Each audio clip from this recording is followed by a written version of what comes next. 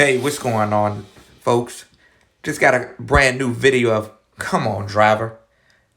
Now, all the truckers out there, all the RVers out there know that truck stops are where we go, get our meal, use the bathroom, relax, take our breaks, whether it's just for a few hours or overnight.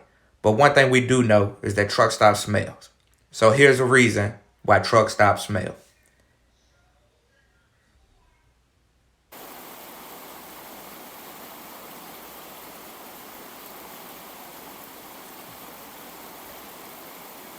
What you just witnessed, folks, is a grown adult man throwing out his 1 gallon jug of old stinky piss right on the ground in the path where other drivers drive and walk as they go in and out of their trucks, as they go in and out of the stores.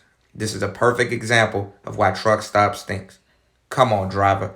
Have some respect for yourself. Have some respect for your fellow man.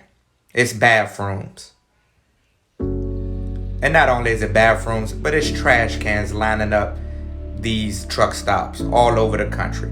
Matter of fact, he could even pour with the trees and in the grass. But instead, he chose to just disrespect himself, disrespect his fellow man, and disrespect our industry.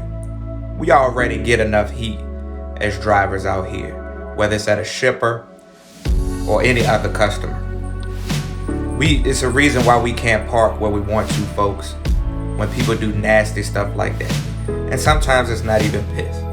It's shit bags as well. Can we please have some respect for ourselves?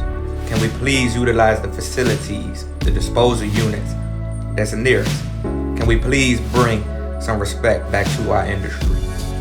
We do a lot for the world. With COVID, we would consider essential employees. But let's act like it.